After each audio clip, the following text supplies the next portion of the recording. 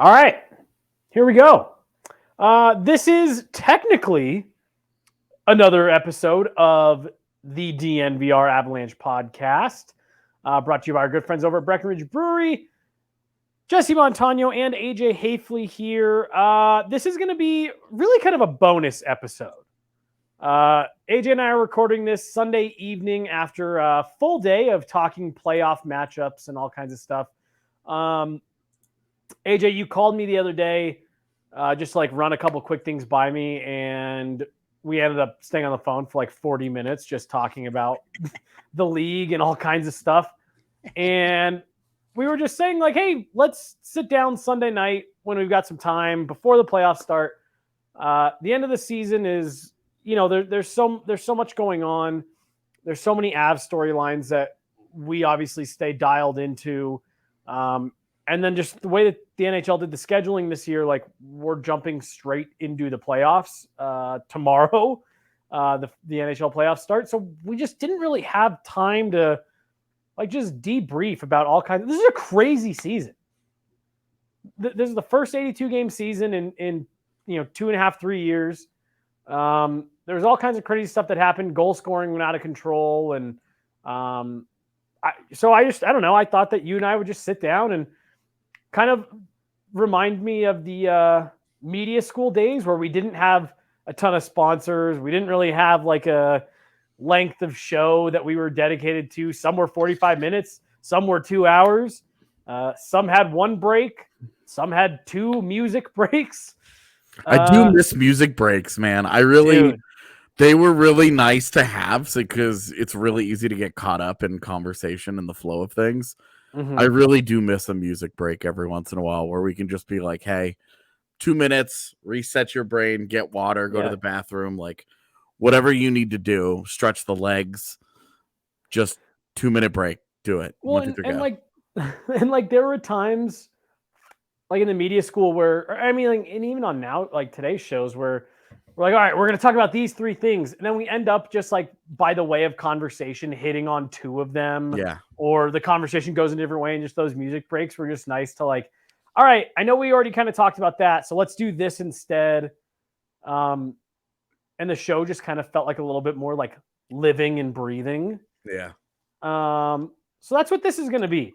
This could be 40 minutes. This could be 2 hours. I have no idea. We'll know when we get to the end. If it's 2 hours, I might be asleep by the end of it. Yeah. AJ's still fighting off 2 straight days of nonstop driving, so this may just end with me talking at him.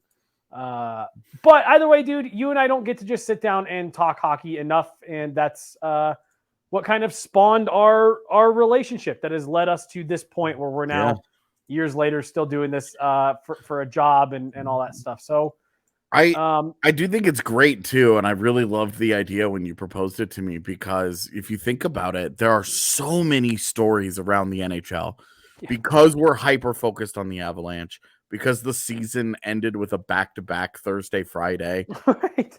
Because they start their game one of their postseason series is on Tuesday.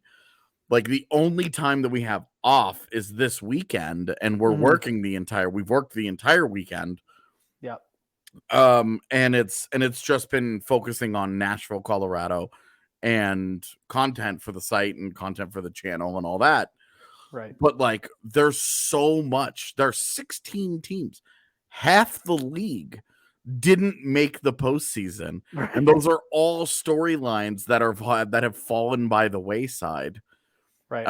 You guys have been able to touch on some of them during pregame shows. Yeah. But if you go around the league, and before we started, I was all right, I've got 4 things I want to talk about. And you're I've got 4 things I want to talk about.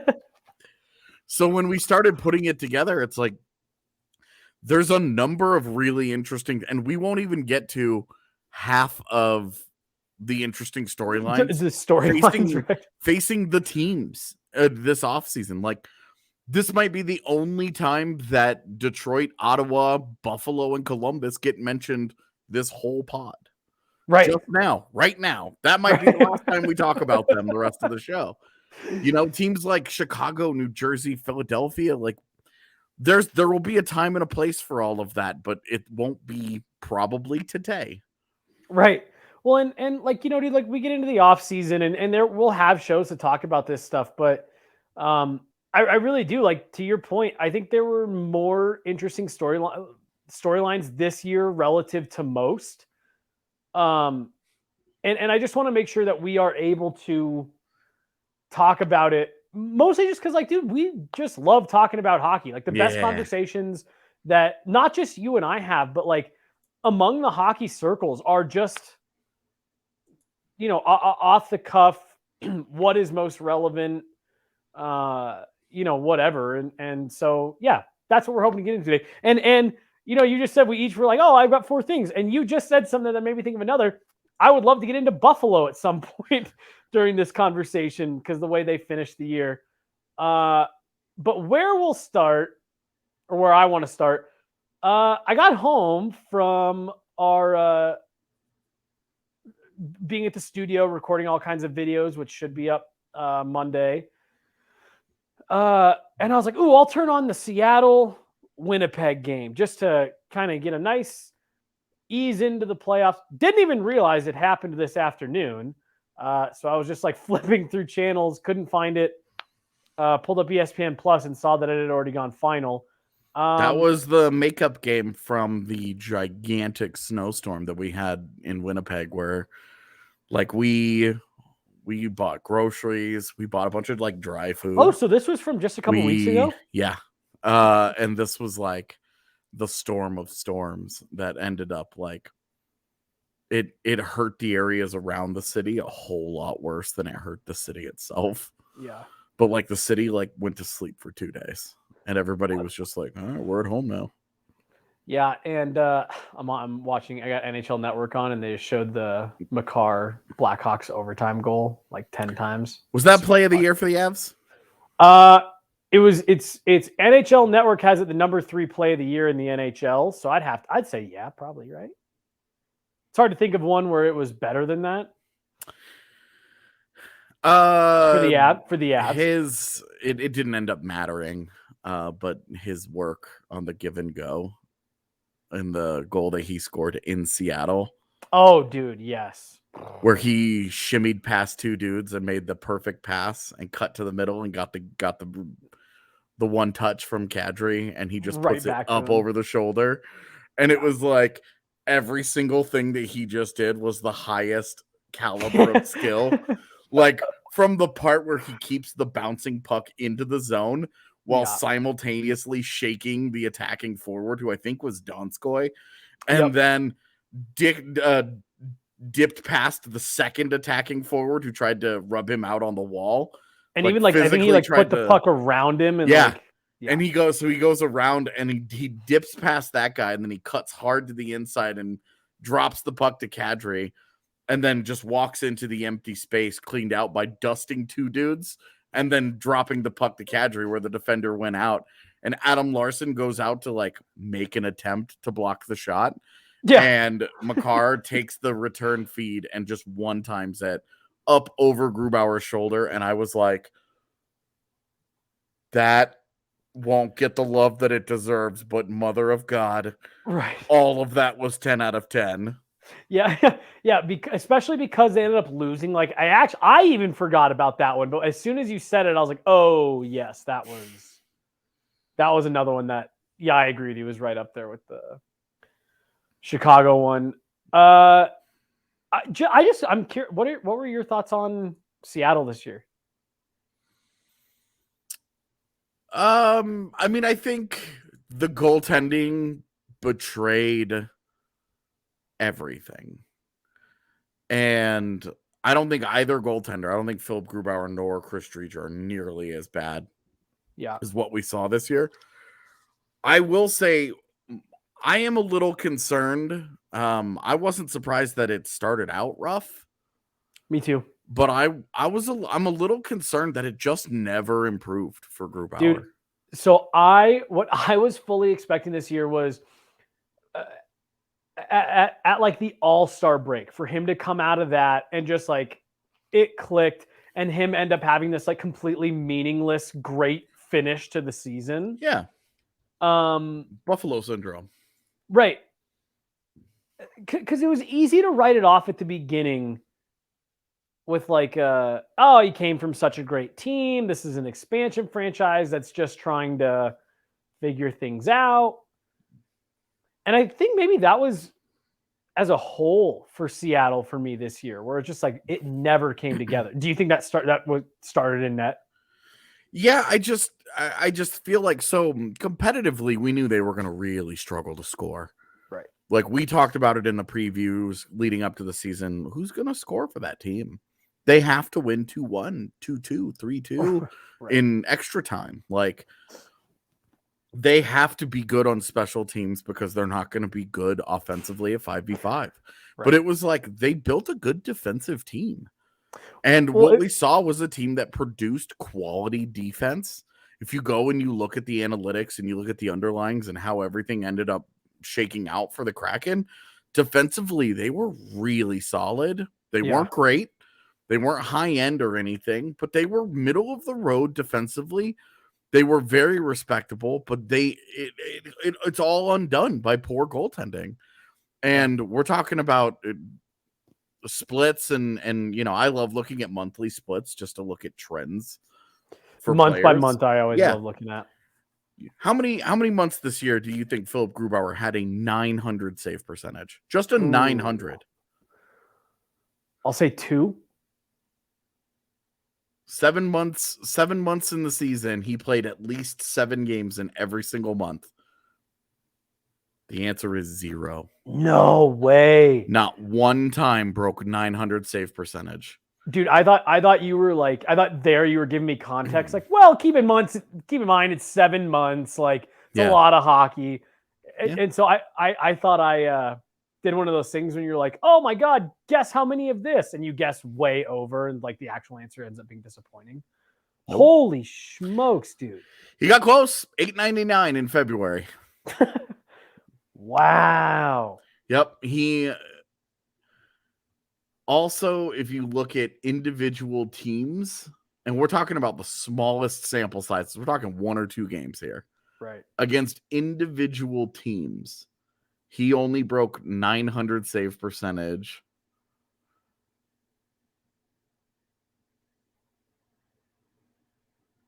against 10 of them. And that's some of these like season series. Yeah, this year. Just 10, and he played all of them. So bad. It was all bad, man. There was nothing. You were right in that he was better post All-Star. He went from an 887 save percentage and a 309 goals against average to an 892 save percentage and a 327 goals against average. I always really liked Philip Grubauer here. I always thought he got like the short end of the stick when people talked about him. And I thought a lot of people used like the cop out of, he plays for a good team and didn't give him anywhere near enough credit for how good he was. 100%.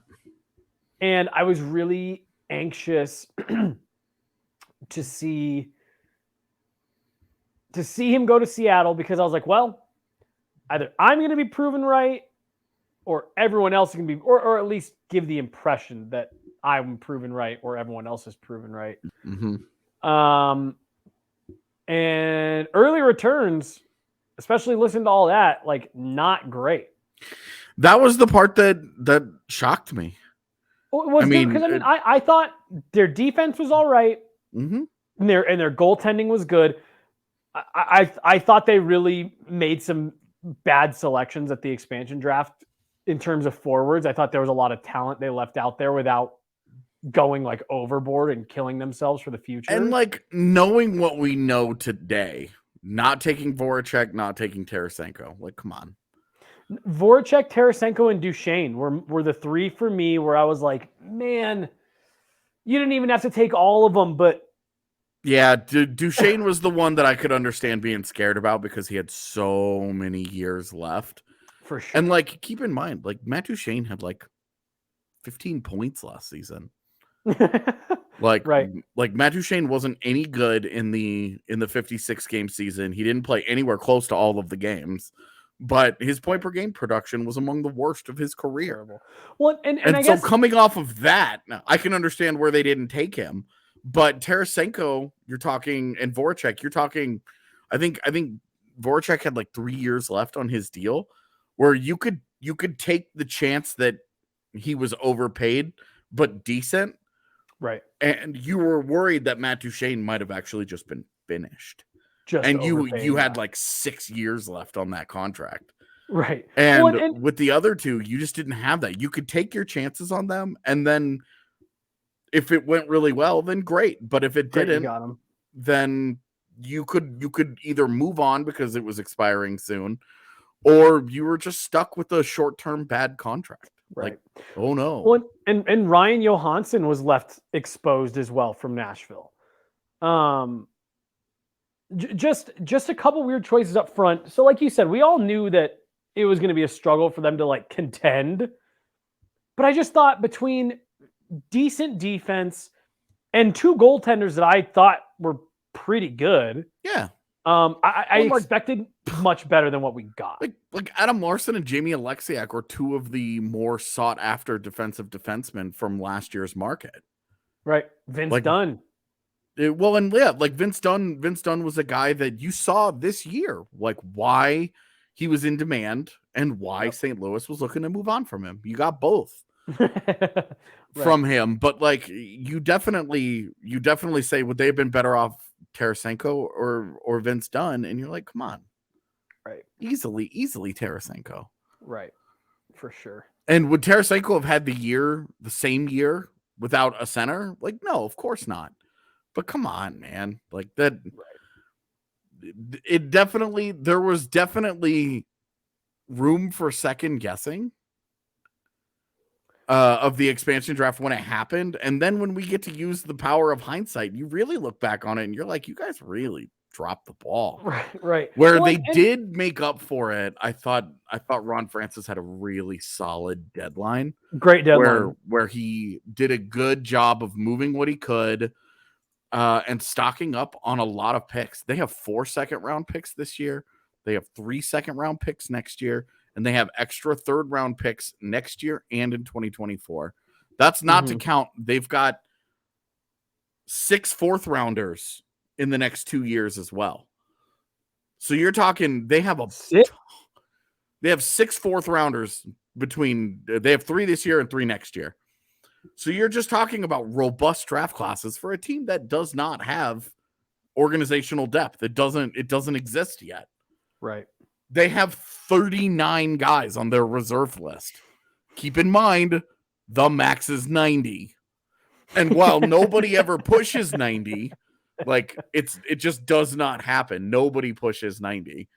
But teams do get up, like, for example, like Colorado is one of the lighter reserve list teams around, and they're at 61 guys. So for a team to be at 39, almost all the guys in their organization are on the NHL team. Right. So I thought they did a great job setting themselves up at the deadline for the draft, and then how everything kind of turned out at the end of the year. The Kraken got a little hotter than they probably wanted to right at the end, and they finished 30th. Yeah.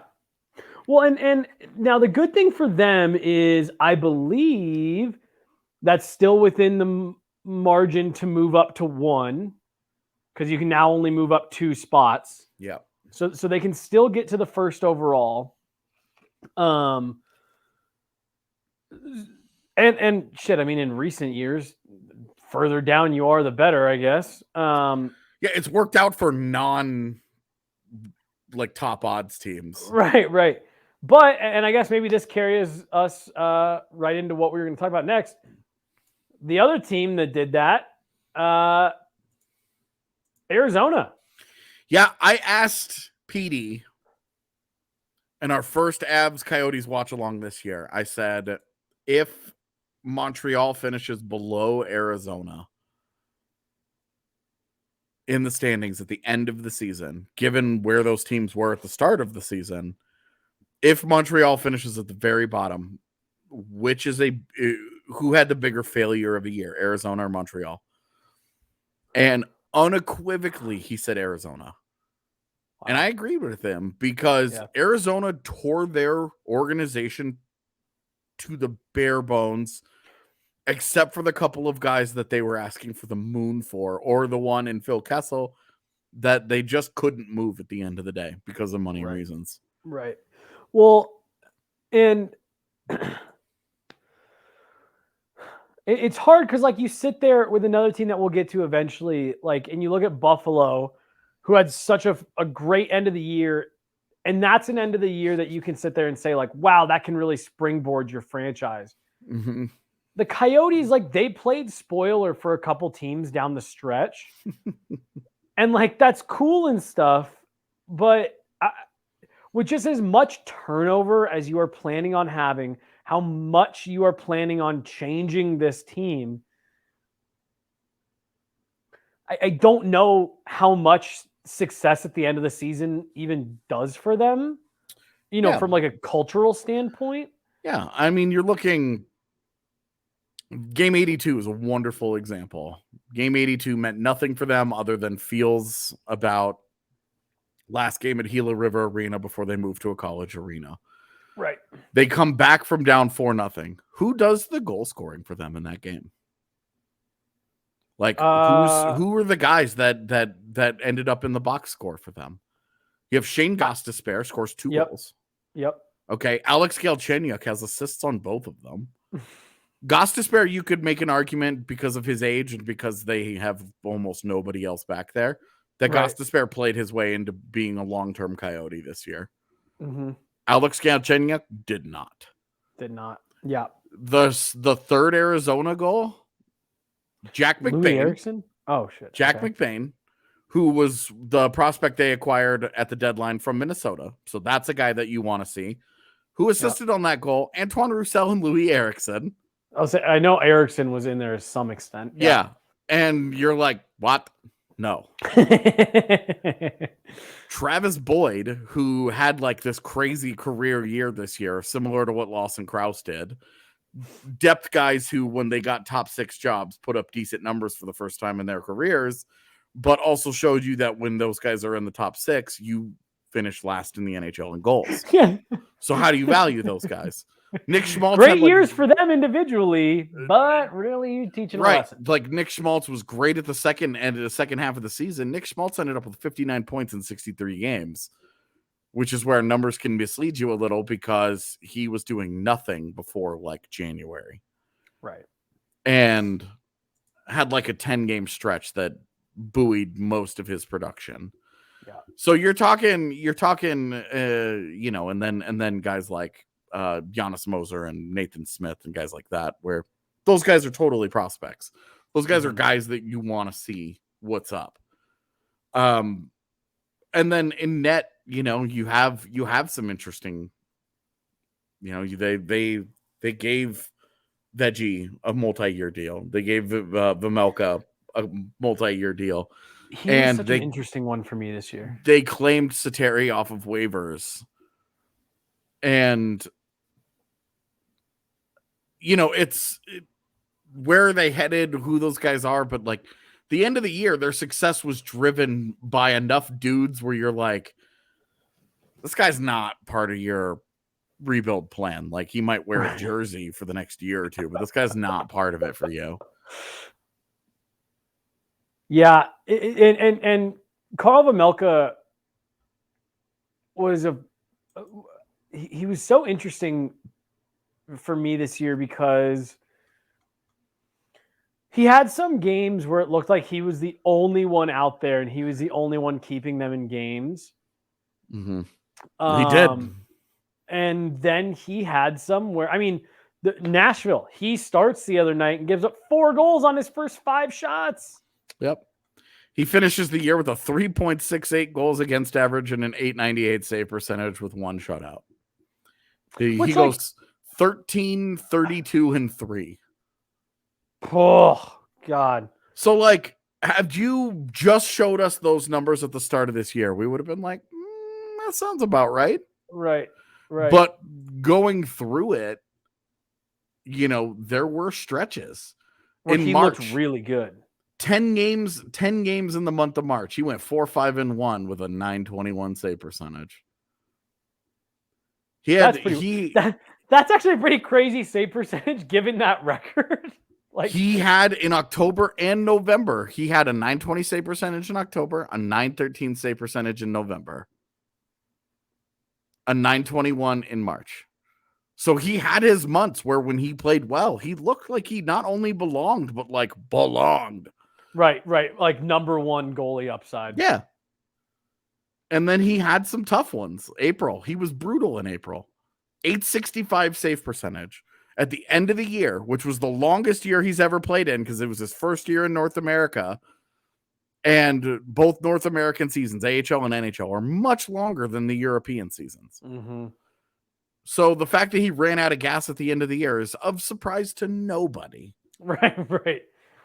I asked Alex Newhook about that. This is his first full NHL season, how it was, coming from the college game and stuff. Because that's something that I don't think is given enough credit for some of these younger guys who fizzle out near the end of the season. People talk about it, but I don't think quite enough, where 82 games is such an regardless of how you feel about the NHL schedule, that is so many games. Yeah. Especially compared to, like you said, Europe or any of the, major junior college and that stuff. That's so many more games. So not college, you're playing 40 games and then maybe 10 postseason games.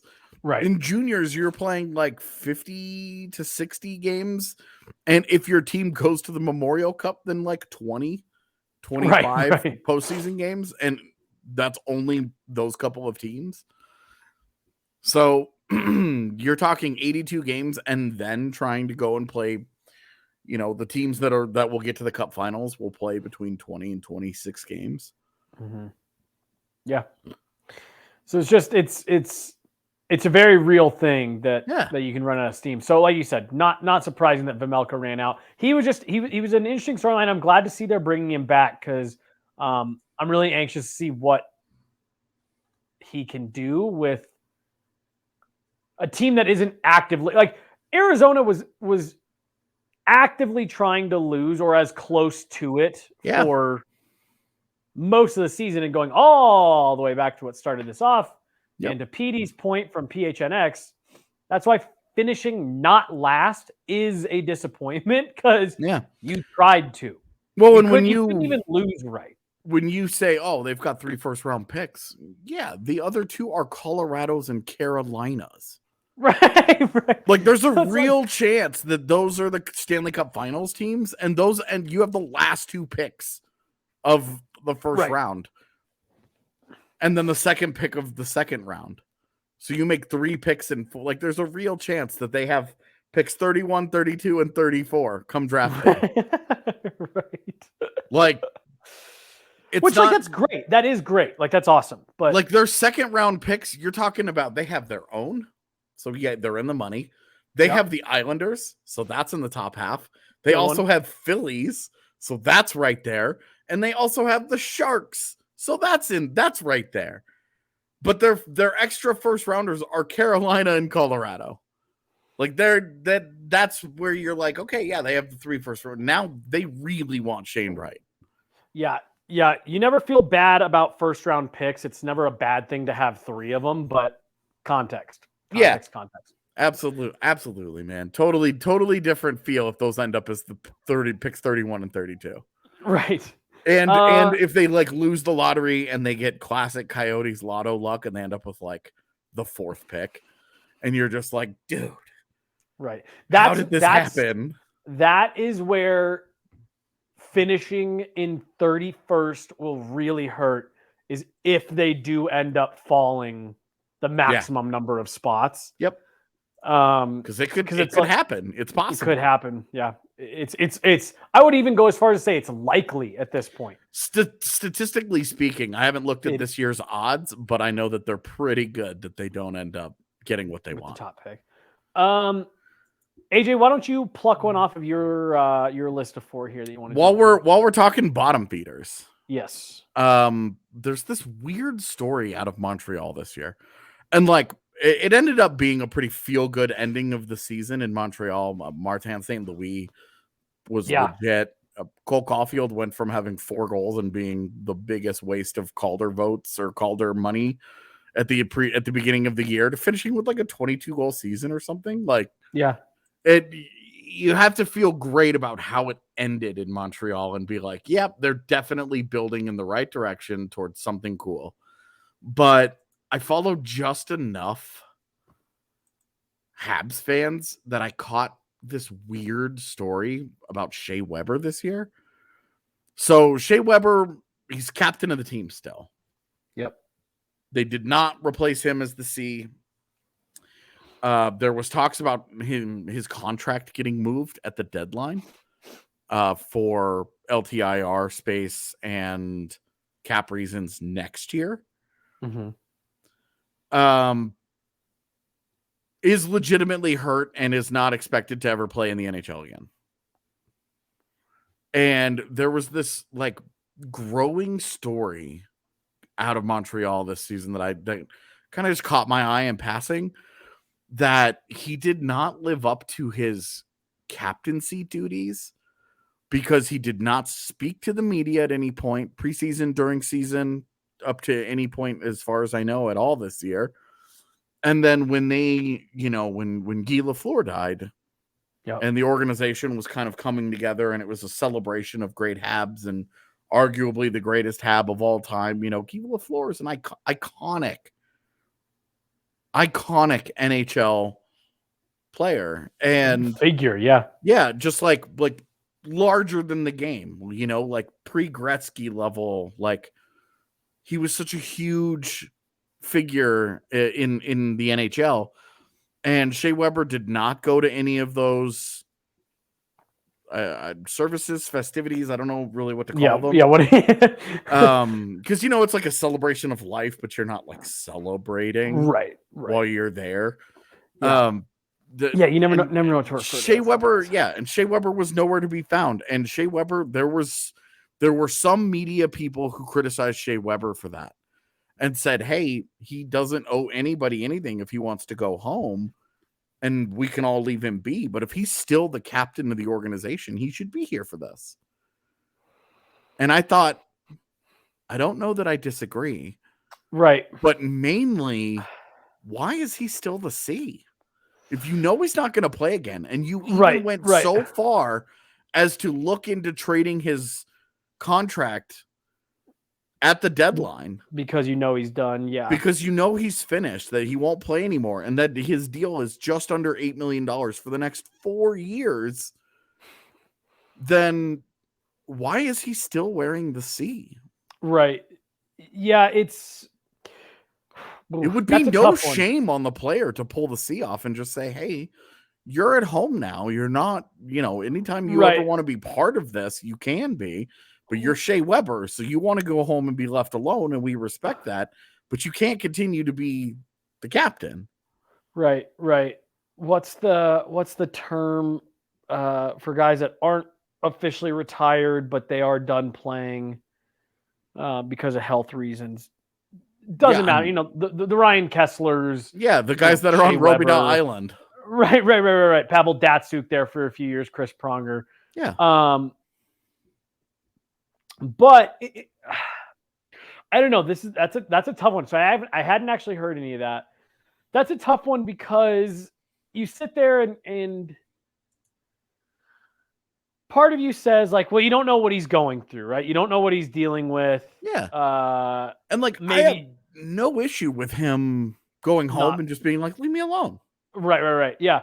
But at the same time, as much as I don't have an issue with that, at the same time, if you are still going to be the captain and you still have some type of role that you are filling within the organization, then I do think I agree a little bit that like, cool, if you want the title and stuff still, because you haven't decided what you're doing next, then I think you should stay involved with all that stuff. And I think you should have a bit of a responsibility to the team and the city and the fans and stuff. I don't have an issue with you not wanting to do all that, but I think you kind of need to pick a lane. Yeah. And when they leave the C on, it puts him in the position where it's like, hey, you should be present for these things. Right. And so again, like, I have no issue with Shea Weber here. I don't think that he asked to have the C stay there. I don't think he was like, hey, I'm going home. I'm rehabbing. I don't want to be a part of any of this, but you absolutely cannot take the C away from me. Like, what? No, that makes no sense. Makes no sense whatsoever. Like, could you imagine Datsuk going back to the KHL and being like, I want to keep my letter? What? You're not here. You're not part of this. What do you chose to leave? Like, right. Well, like, what if I do come back and I want to be the captain again? Then it's like, okay, I think mean, you have to stay here. Like, some decisions have to get made here, champ. And it seemed so odd to me, and it's going to be something that I want to follow into the, if they don't move that contract and it stays on their books, like, do they just quietly remove the C and just be like, hey, he wasn't here for a year, you know? Like, days since we last saw Shea Weber in the building. It has now reached 400. And then at what point is it, like, appropriate to rename a new captain? Which I'm not saying you have to go do right away, but and that was kind of my thing, is they knew he wasn't going to play this year. He could have gone through this whole season. You don't have one. Right. Which shows deference and respect to what Weber did for you. Because keep in mind, like, Shea Weber essentially ended his career trying to help drag them to a cup final, to a cup last year. Like, he laid it all out there. He gave absolutely every inch that he had to give left in his body. Every ounce of NHL hockey that he had left in him, he gave to the Canadiens. Yeah. So there's a certain respect that I believe is owed to him. But giving him the leaving the C on his chest for an entire year in which he's not there anymore struck me as odd. And I thought it was interesting to see the different media characters kind of form teams. And like, where, like, I say form teams, but like, they just fell on different sides of the conversation, you know? Right. And I didn't, and the story, what was really interesting to me about it is that it's seemingly any level of juicy drama that happens to a Canadian team ends up blowing up into bigger news because that market freaks out because the passion for everything that happens with all those teams is so high up there. And for Montreal and Toronto especially, that's in overdrive at all times. And this was a story that totally flew under the radar all year. Dude, this is the first I heard of it. And first I heard of it was 2 weeks ago. And I was like, I had no idea. And I started like reading into it. There have been some articles written and there have been some tweets. And I was like, oh shit, what is happening here? What an interesting topic. It wasn't the Carey Price stuff where there was the question of, was he going to come back? Is he have it in him? Whatever. Like, I think it was pretty well documented from shit. I mean, dude, even going back to last year's playoffs, that he probably wasn't going to play this year. They didn't even know if he was going to play in last year's playoffs. Yeah. So no, that's remember the season ended and immediately they were like, Carey Price will not play anymore. Shea Weber, you mean? No, both of them. Oh. They said both. They had, and all of a sudden it was like, how do you guys already know this? And then like more stuff came out and you were like, oh my God, these guys were like the walking wounded in the cup final. Right. Like legitimately. Yeah. Like they weren't going to win the cup anyway, but then all these dudes like gave everything that they had to get smoked by Tampa. And that's rough. Yeah. Hey, I wanted, and we can save this because I'm positive this will come up a bunch in the offseason, but the whole Arizona arena thing, do you want to save all of that? I guess I just don't feel strongly about it. Dude, I am one of the people that I think it's going to be dope. I think from a media perspective, it's going to ruin all of us because the people who go down and cover a game, it's going to be the easiest. Like, it's going to be the easiest access. It's getting in and out. It's going to be the easiest building to navigate. It's going to be the closest one to locker rooms. You're not going to have to go down and take an elevator and walk halfway around an arena, you know, or like do the like old white guy speed walk thing, or like like the awkward half jog thing in like formal clothing, you know, like because we're always running around after games. So I think it's going to ruin the media. It's going to be the cushiest gig ever. And the sight lines are going to be you're not sitting in the top of a building anymore. You're hanging out like they're going to give Eagles. It's going to be better than the Eagles. It's going to be like what it was like at Denver Coliseum with the Cutthroats, where you're in like row 15 sitting at a table with your laptop, like working away, and like the dude next to you is like throwing down popcorn and a hot dog on date night. And you're just like, as long as they get everything signed off on for the new arena, I think it's going to be awesome. If suddenly, I think they're going to have a pricing problem.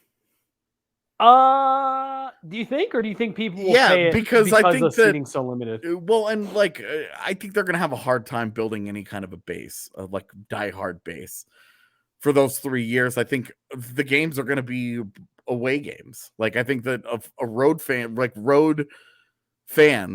are going to want to flood that. Like, I know Blaze is like, I'm bringing all my kids, the whole family. We're getting 7 seats. And it's like, all right, if one dude buys 7 tickets, that's like a quarter of a section in that arena.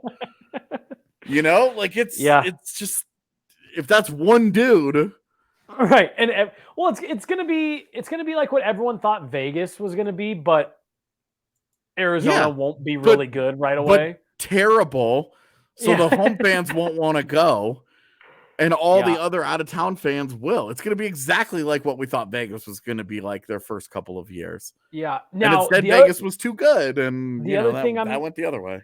I'm super excited for is they said that they are working with ASU to have a section or two that's like available. Tickets are just for students, and it'll be like a student section. You don't think that's cool? I think that's kind of dope. I think it's cool for the ASU students. I think that when you're talking about this in terms of what world are we in right now? Like, you know, we're talking about an NHL team here. Like, oh yeah, they're building a bridge with their college campus, having a student section. Yeah, we're having a student section at their NHL arena. Where you're like, imagine if the Avs and the Pioneers did this. Like, it would be, how cool would it be if they built that bridge and we're like, hey, we have a section just where you guys get discounted tickets, and we think that the arena is big enough. You guys can come in and be like our loudest, most ardent supporters and really set the tone for the building. If it was under the guise of something like that, great. I would love that.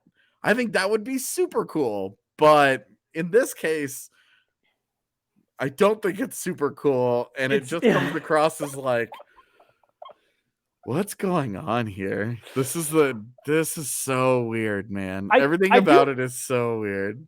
It's depending on how it ends up actually going. I do think a cool idea that could come out of this, instead of like the outdoor games and stuff, or maybe keep you and I are on the same page. Keep the Winter Classic. Find new events for the rest of them. I like my suggestion, man. Make the Global Series games outdoors while you're at it. Outdoor game in Finland. Do it. I think that's phenomenal. Well, but like I don't know. I think it'd be cool to maybe start, to your point, the Avs and DU play it one game at Magnus a year. Oh, dude, yes. Absolutely. One game and a preseason game in Loveland. Yeah. Preseason game in your AHL building, or whatever. But just like start getting other rinks involved. Obviously you couldn't do it because it's an Olympic ice sheet, but like, using the World Arena and shit like that. But yeah, I just think that to do like college campus, DU, in Minnesota, pick any one of the schools. Back east, they've got all kinds of options. I just think that'd be a ton of fun. I love the idea, but you and I are team let people have fun. And NHL owners are team how do I make that money, son? And I don't know how many owners are going to give up a night in their building for a smaller venue, especially if it's like Ball Arena where the owner owns that building and doesn't lease it. Right, he's like, this is my building. I'm taking money out of my pocket. What reason exactly? Like for funsies? Oh, to give the fans an experience? I'm sorry. I pay for a really good hockey team. Right. The experience is watching them smoke other NHL teams on a regular basis, you greedy assholes. And to which I would just say, okay, fair enough. You're right. Like, you have a strong case here. You aren't wrong. AJ, so I'm gonna keep it the bottom feeder theme here, and this one I don't think we'll have a ton to say. I just want to talk about Buffalo a little bit, just because what an interesting year for them. I mean, they went from being like the bad guys of the NHL because everyone was like, oh, they're not letting Jack Eichel have his surgery, and boy, did that flip. Yeah, dude. And I think we'll wrap this show up with Vegas, so we'll get there. Yeah. But the red meat that we're dying to pounce on. Right. But they move Eichel out. Things kind of remain the same. The return for Eichel was, in the moment at least, underwhelming. And then Jack Eichel comes back to Buffalo.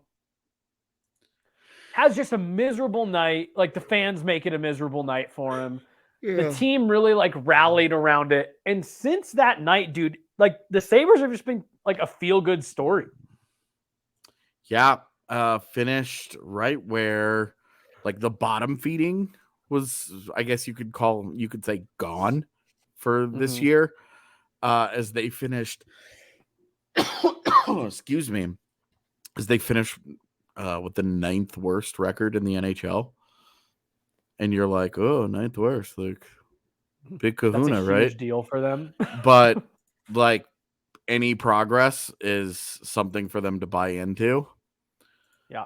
And like you saw, I think the big things that you drew out of Buffalo this year, Rasmus Dahlin looked legit. Really good, dude.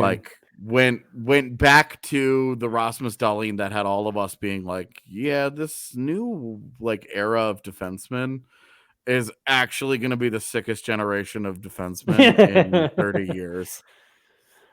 Well, it was just we all thought we were going to get this out of Dahlin 3 years ago. Yeah, we forgot that it's hard to be a 19-year-old in the NHL for a bad organization that doesn't develop well. Right.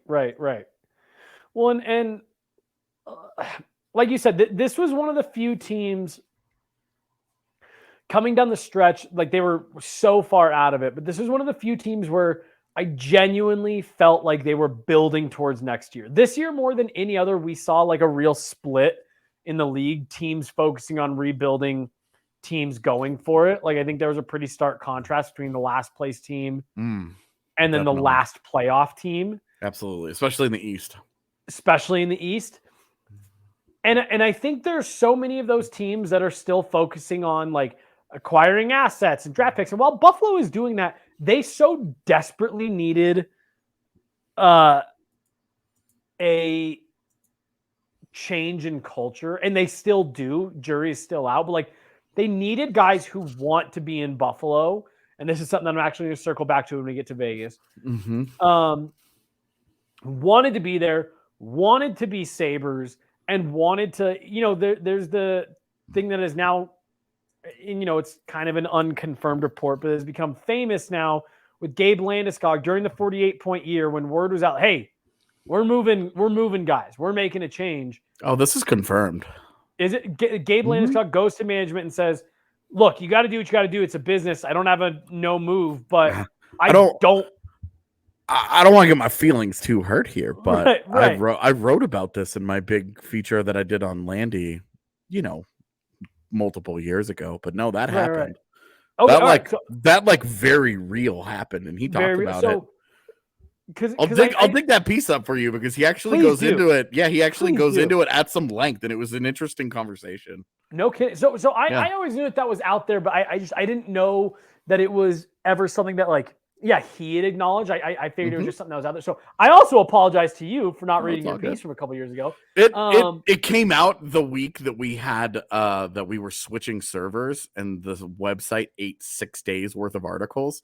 I actually had to rewrite it. No, and it was 5,000 words.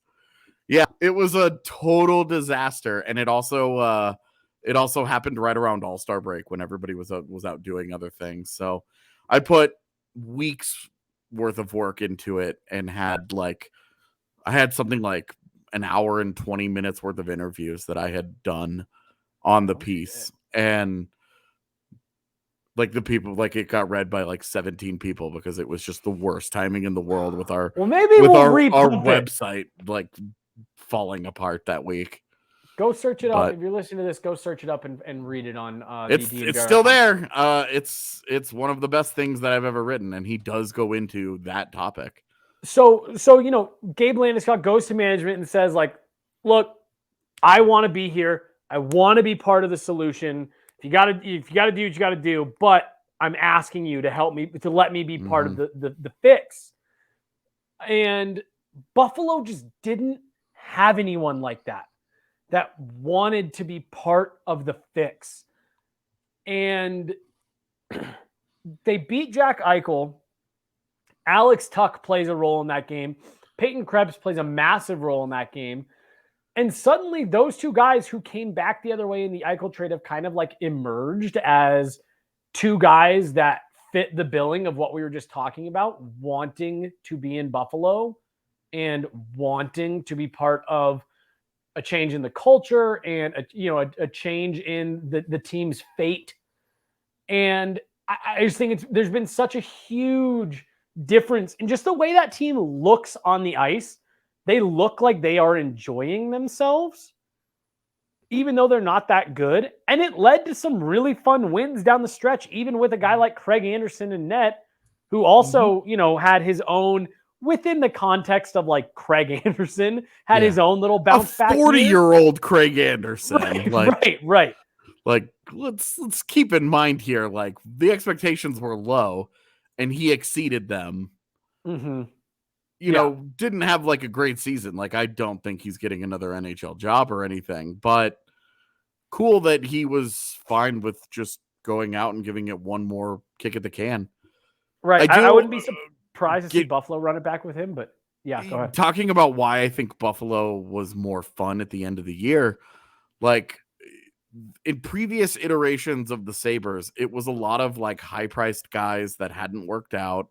A lot of moves that just the organization made that they just did not find success the way that they were expecting with those guys. Look at Buffalo's top 6 scorers this year. Do you know who led the Sabres in scoring this year? Points and goals? I don't. No, I was going to try to take a guess, but it's Tage Thompson.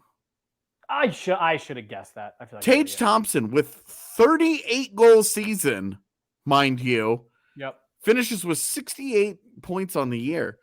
But you also have everybody's favorite, he's the worst contract in the league, Jeff Skinner.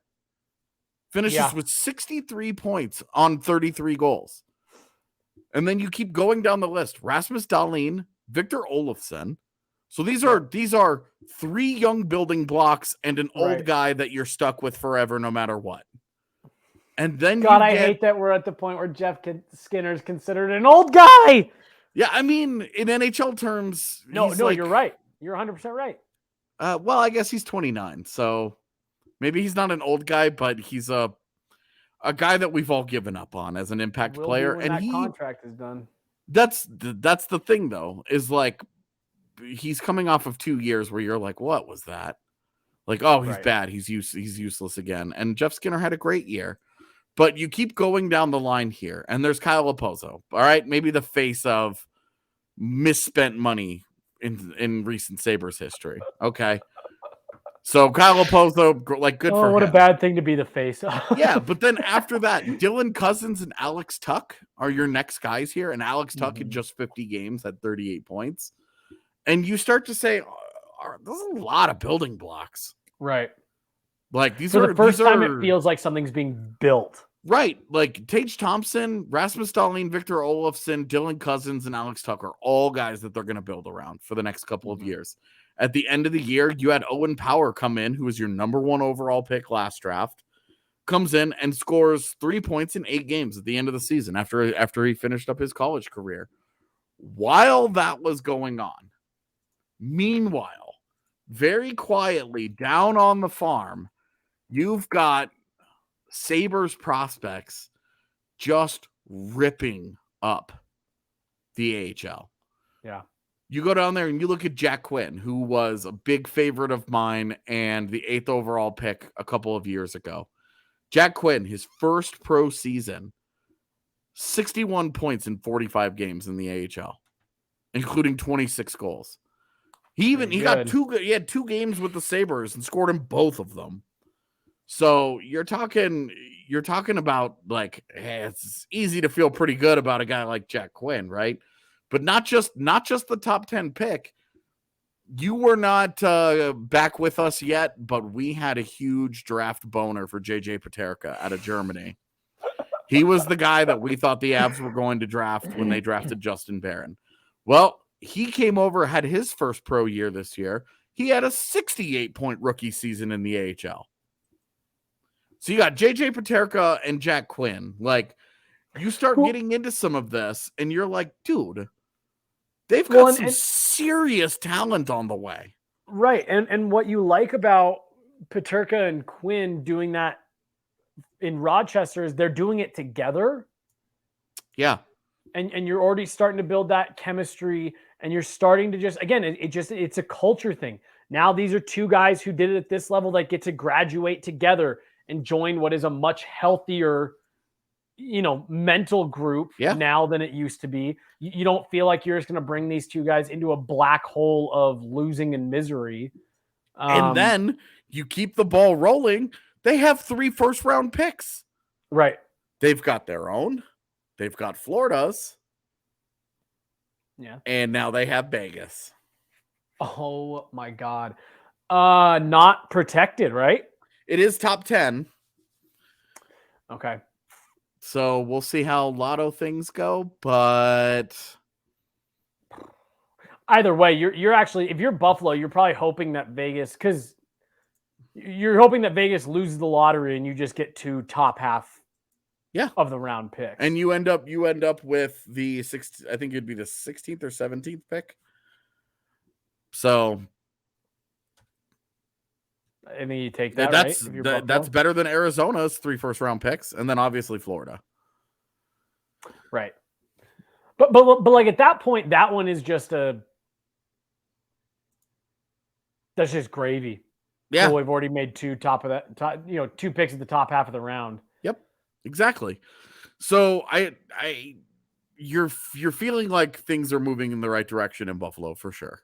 Mm-hmm. And the young guys are getting a chance. They're growing together. They're playing together.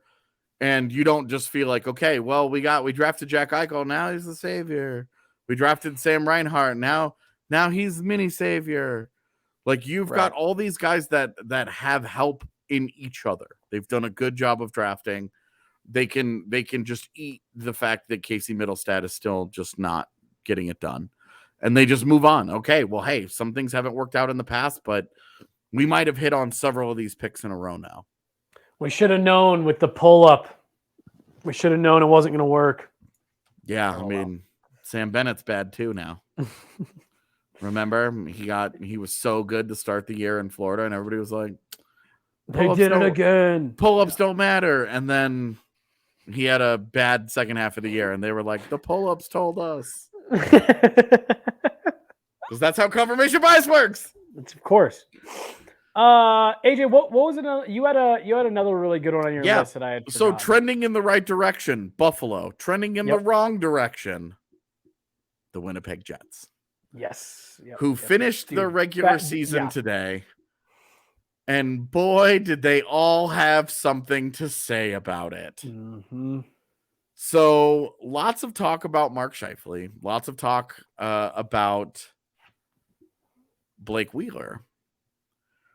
But Mark Scheifele today, after they got done, Mark Scheifele said, let's talk about it. Says that he's going to have a tough conversation with general manager Kevin Cheveldayoff tomorrow, which will be Monday. So if you listen to this on Monday, which you will, that's today that they had their man standoff in his office. Their man off. Yeah, exactly. Scheifele emphasized he needs to do what's best for his career. He feels like he's in the prime, and he has to make that count. He says he likes Winnipeg. UFA? He is not. He says he likes Winnipeg, but he needs to know what the vision is. He needs to hear from the team on the direction that it's headed, and says that there's plenty of internal ownership on his own part that he has to take, and that he has plenty of room to improve, but absolutely is going to consult with his agent and his family and take a look around and see what might be best in his future, as Mark Scheifele has been really painted as a big part of the problem there, and I think scapegoated as a fall guy for the failure in Winnipeg this year. And I think there's some merit to that, but I also wonder how the captain of the team and Blake Wheeler continues to get off scot-free here. Mark Scheifele strikes me as one of the classic cases of everything that you just said, and then he's going to go somewhere else and be dope. He is still, I mean, he has been a really good player for the Jets. It's just This year was a total mess for them. Not to be lost in the Mark Scheifele stuff. Paul Stastny, pending UFA, who was famously part of a locker room fracture at the end of his St. Louis tenure, actually jumped in on a question directed at Blake Wheeler today. More of my theory that Blake Wheeler just gets protected by all the people around him. And Paul Stastny said, we've got to be held accountable, whether it's player on player, and we've got to have more respect for each other.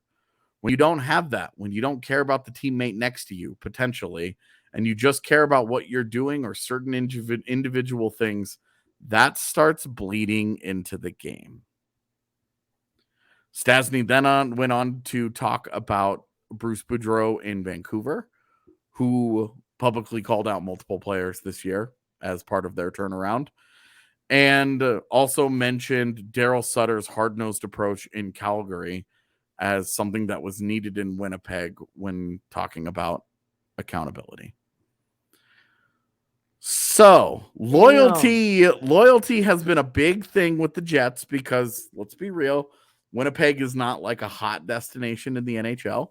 So when guys are willing to go there, the organization really does bend over backwards to try and convince them that that's a place that they're valued and loved and respected and wanted to be.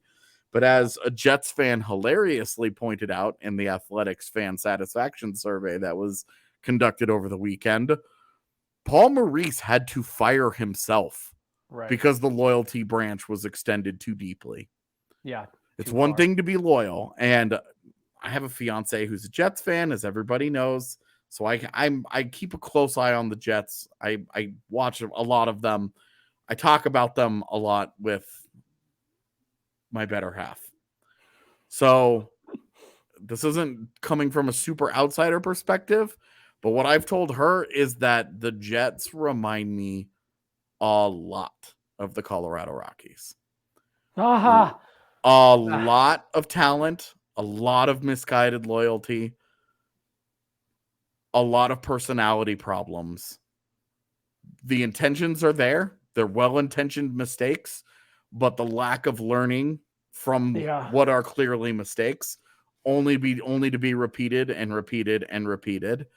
And it'll be interesting to see if Kevin Cheveldayoff survives this summer, or if they decide to really root out and go a different direction and bring in fresh voices, because they have not done that at really any level of their organization. Paul Maurice stepped down. They replaced him with Dave Lowry, who'd been longtime assistant.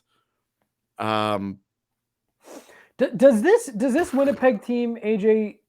Because like you just said, like you are at the very least somewhat familiar with this team, and I would probably even say a little bit more than that. Yeah. Do you think that they are at the point where they kind of need a little bit of like what the Denver Broncos are going through right now, where it's just like, we need new voices at every single level. We need new GM voices, we need new coaching voices, and we need new player leadership. Like, I'm not saying you have to like tear it down, get rid of every player and start over, but like maybe it is time to move on from Scheifele, from Wheeler. Like you said, Paul Maurice is out. I think they finished the year on an interim coach. So get a new coach in there, get a new GM in there, and just change what the Jets are about, because they've tried to be like the big, nasty, tough to play against Jets. And it's like, yeah, Dustin Byfuglien left a few years ago. Like, no one's afraid to go into Winnipeg anymore. Yeah, I think that they continue to struggle with. So there's so many dynamics at play here, and I don't know how many of them I'm really comfortable getting into publicly. Because there are some things that really they've got a Blake Wheeler problem as the captain, and Blake Wheeler and Mark Scheifele have been like best pals, right? And have kind of gotten away with whatever they've wanted, and they've kind of dictated whatever they've wanted. They want to play on a line together. They want to do whatever. They want this guy to be their line mate, whatever, right? They kind of got a lot of that stuff during Maurice's tenure, and then to an extent with Lowry as well, which is what Paul Stastny was talking about with accountability. That there are some guys that have been above a little bit of some of it at times. And it's interesting because how do you fix that? How do you have a team with that much talent underperform that badly? Right. Well, because it's not a team lacking talent. Goalie. I mean, you're wasting the primes of you have Pierre-Luc Dubois, you have Nikolai Ehlers, you have Kyle Connor, who just scored 47 goals for you. Right. You have Mark Scheifele. That's 4 like legit studs at forward. And then you have pretty good players now, albeit overpriced at this point, in Blake Wheeler. And then you have a solid vet guy in Paul Stastny. And before the deadline, they had Andrew Kopp. Like that was a good team that had a really good competitive top 9. Their fourth line was garbage, but their top 9 was good, like quality. Yeah. They had a decent defense that Brendan Dillon, Nate Schmidt didn't really change it too much. They overplayed Logan Stanley because he's just really big, and that's what they like. And Ville Heinola and Dylan Sandberg got underplayed because Logan Stanley is 6'7", and that's what they valued. And Connor Hellebuck had like a solid year. They got a dream season out of Eric Comrie. There's no way they could have expected Comrie to play as well as he did. And they actually screwed it up so badly with Comrie, they underplayed him and made him a free agent on accident. He needed to get to a certain games threshold and didn't make it, so now he's a free agent instead of being an RFA and them getting to keep him on the cheap. That's how badly mismanaged they were this year.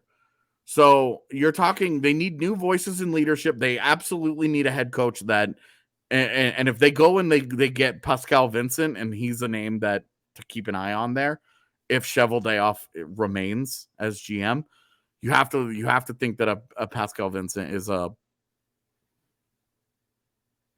as their former Manitoba Moose head coach who moved on to other opportunities, coming back into the fold. Right. Yeah.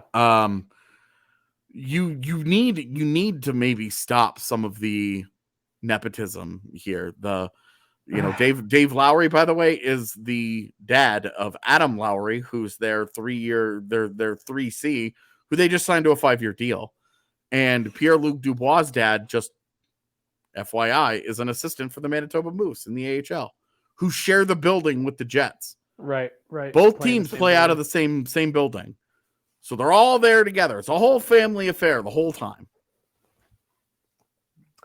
Yeah, I don't know, man. Like that, a lot of changes need to happen there. Here, I was just about to say, hearing you lay all that out and just remind yourself. I mean, there was a lot of people who coming into this year thought that this was like a contender. Like they had the personnel to be very, very good, and just they have so many problems that it's hard to just pinpoint. They've got to fix this. Like they've got a lot of things they've got to change and be better on.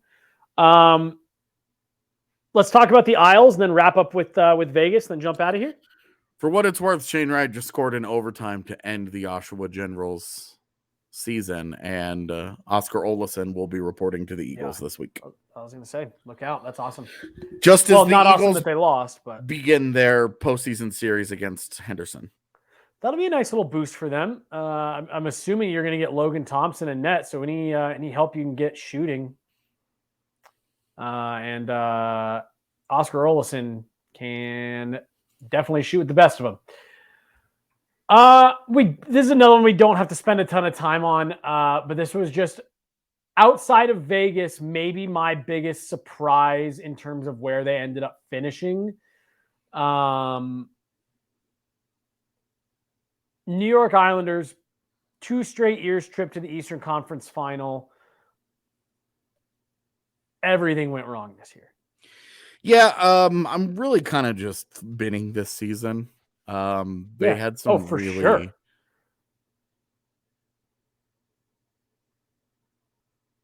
What was that? What? I guess you didn't hear any of that. I don't know what program would have caused that noise, but that was real weird. Ghost in the new house? I guess, man.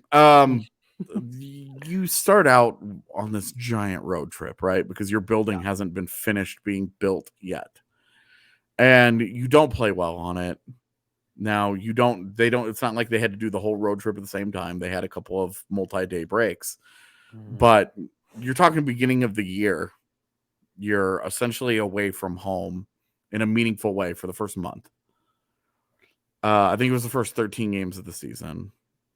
They were on the road. Then you get home and you don't play well. Well, you're finally home. Well, you don't play well. And it was just too much to come back from. Ultimately, they dug the hole too deep on themselves. And to be honest with you, they never really got going the way that you would expect.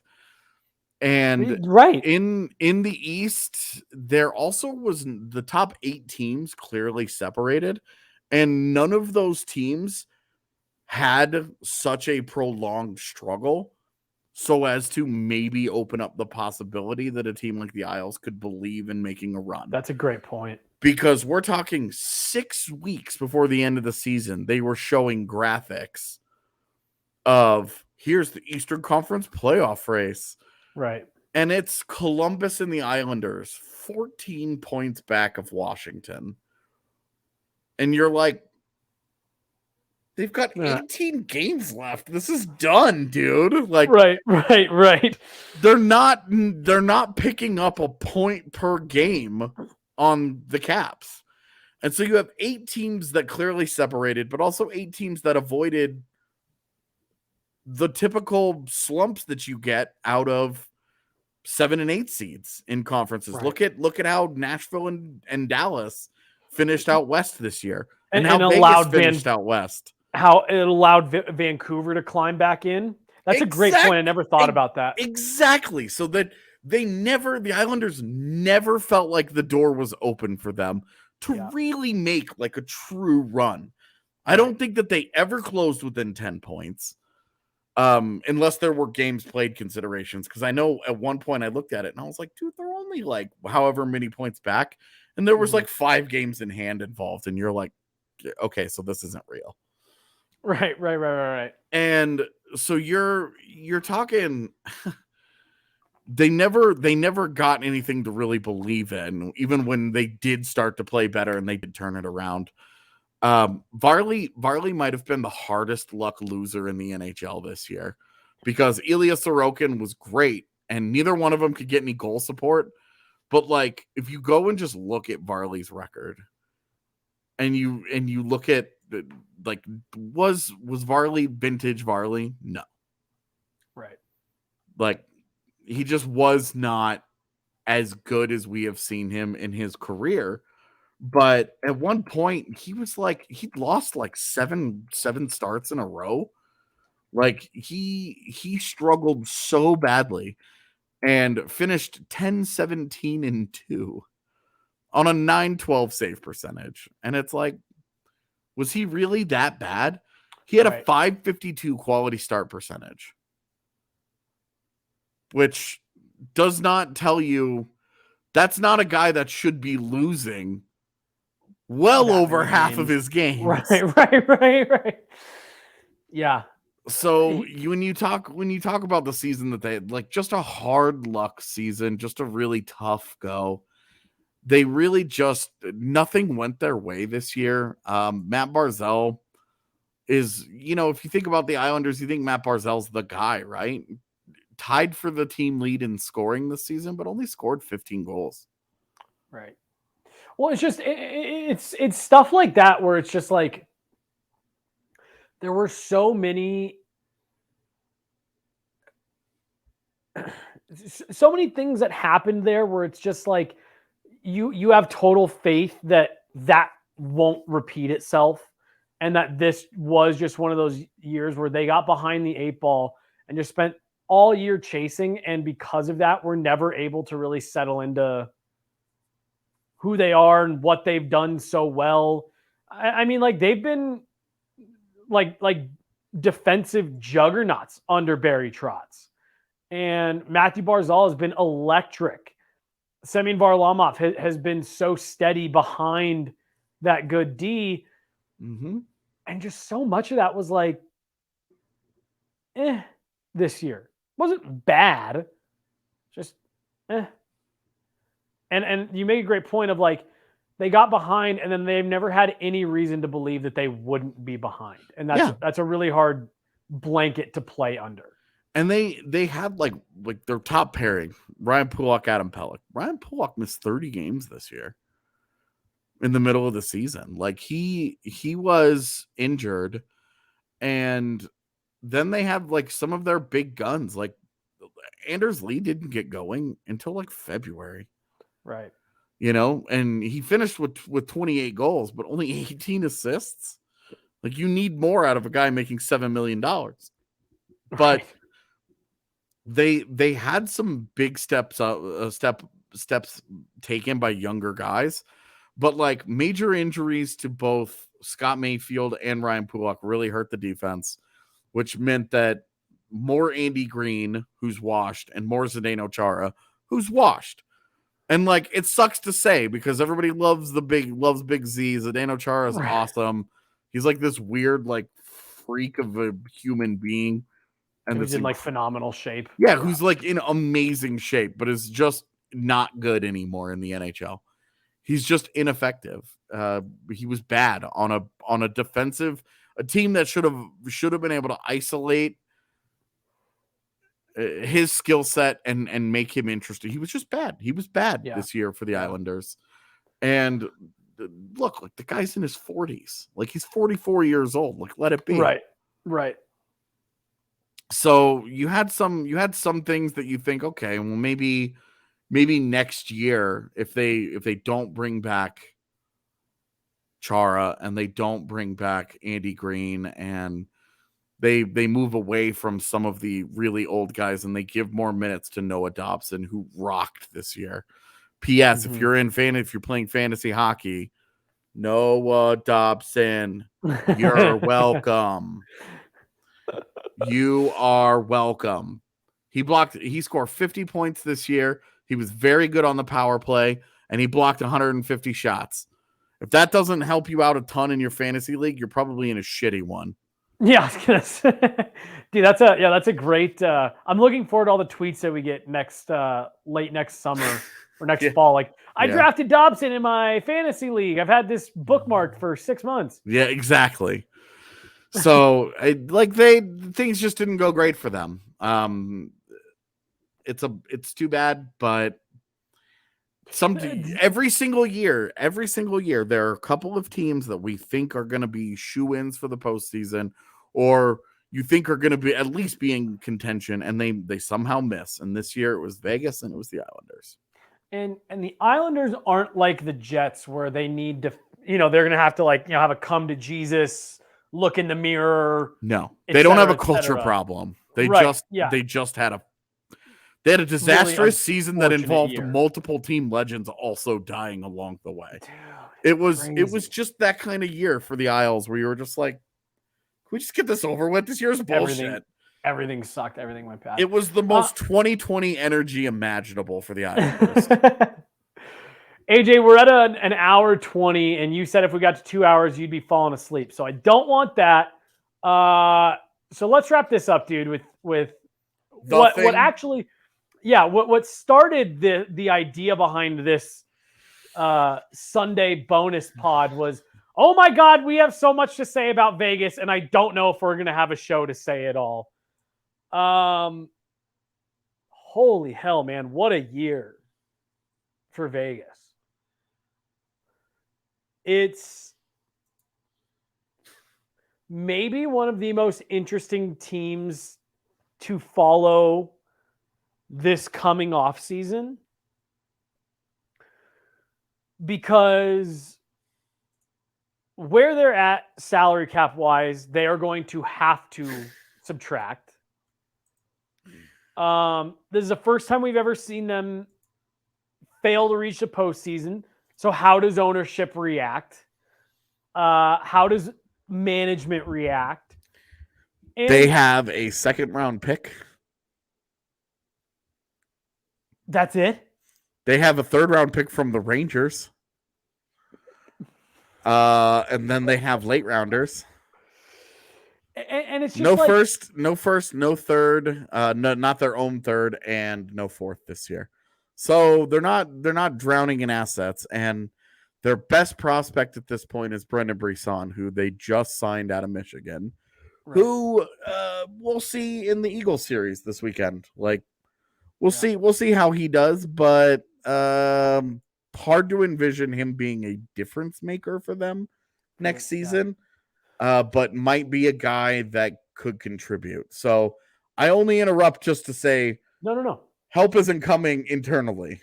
Right. And that's part of what makes this team really interesting. And I know everyone's kind of got their own theories on what went wrong. For me, man, I really do. And it's part of the reason why I think this is going to be such an interesting offseason. Part of what I really do believe went wrong for Vegas is it's been too much change in too little a window. Removed major shiny toy syndrome. Yep. Oh, Alex Petrangelo's on the market. We got to go get that guy. Fuck Nick Schmidt. We got to go get that guy. Oh, Jack Eichel's on the market. We got to go get Jack Eichel. Yeah, whatever it takes. Oh my God, Mark Stone's available. I want that guy. Right. Oh my God. Max Pacioretty. Dude, you're telling me that Max Pacioretty's on the market. I got to go get that guy. Like, holy shit, dude. Like, you hollowed out your whole organization for those dudes. And we're not even going to talk about the Tomas Tatar fiasco where they traded first, second, and third round picks and then moved on. Because he was such a nightmare in Vegas. Well, and they also tried to do Erik Karlsson. I think that's the only one that they didn't land. They tried to do Ryan Getzlaf too. Yep, tried to do Ryan Getzlaf. And like, look, man. They tried to do Taylor Hall. Taylor Hall said no.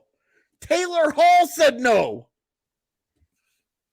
Yeah, look, dude, like, they have really good players. Very skilled, very talented. And, you were talking about today during our video series and stuff that if you're going to win in the playoffs and if you're going to get to the playoffs, you need the high-end talent. Cool, check. But I think one of the other things that we have talked about completely inadvertently, this was not like meant to be the theme of this show or anything, but with a lot of these teams, Arizona, Buffalo, we just talked about it with Winnipeg at length, culture. So important, dude. There is something to be said for having that right mix. Mm-hmm. And like, look, man, I think it's going to be interesting because I just think Vegas has messed with it too much. And now it's about how do you rein that back in? Yeah. How do you put the toothpaste back in the tube? Seriously. Because you had a wildly popular Marc-Andre Fleury as the face of your franchise, and you stab him in the back. You do him dirty. Yep. You've done everybody dirty along the road. The Gerard Gallant. It doesn't even go back to Vadim Shipachev. Do you remember they signed Vadim Shipachev, who was one of the most sought after KHL free agents? He comes to North America, coming off of a huge season in the KHL, signs with Vegas. He's actually the second guy to ever sign with Vegas as a free agent. Do you remember who the first was? Just out of curiosity. It was the kid from the Wheat Kings. Oh my God. And he's got a name that like even kind of goes with Golden Knights. He was Reed Duke. Yeah. Thank you. So anyway, Duke. Yeah, that was point is they do Vadim Shipachev dirty. He plays in 3 games for them and they send him to the AHL. And he's like, no offense, but I didn't just turn down millions of dollars in Russia to come over to North America and have you guys send me to, at the time, the Chicago Wolves. Right. Like, no, I'm not. And they terminate his contract. Well, then who was the other Russian? Gusev. Little different draft pick. Yep. Had a little with someone that came over that ended up moving. Yeah. And a little bit different. They gave him the contract so that he could become a free agent, and that was a little different. But with Shipachev, they did him pretty dirty, and we don't know if he would have been any good or not. But they gave him 3 games before bailing on him. Yes, but now we'll never know. Yeah, exactly. Because he was like, I'm never going back. He was like how Andrei Mironov felt about the Avs. He was like, oh, no. Right. I'm never going back to North America. Bye. Yeah. And bailed. And so, like, it started, like, they made it 3 games into their existence before they turned on a player. And honestly, and they've never changed their MO. They've never gone back. They've never built the bridge. They've never done anything other than have an absolute cutthroat approach to player acquisition. And they turned on guys. They moved guys in callous ways. Like, how is it that you don't tell Marc-Andre Fleury what's happening? How is it that you don't tell Nate Schmidt what's happening? Just basic respect, man. Right. If these things were allowed and we traded you to CHGO to go cover the Blackhawks next season, I guarantee you I would be having the conversation with you of like, hey, this is something that's happening. This is something that we're working on. I want to put this on your radar as a possibility here. I'll let you know if it comes to fruition, and not have you find out on Twitter that we traded you to go cover the Blackhawks. Right. Like, how is that not just basic human respect, man to man, person to person? Well, and you do it not just once, but you do it to a face of the franchise, Marc-Andre Fleury, but you do it multiple times to coaches and players. And it's just like, you just haven't figured this out, or you don't think you need to. You think that this is a fine way to operate because this is the business and this is your approach to it. Fine. But don't be surprised when people figure out that this is how you feel. Right.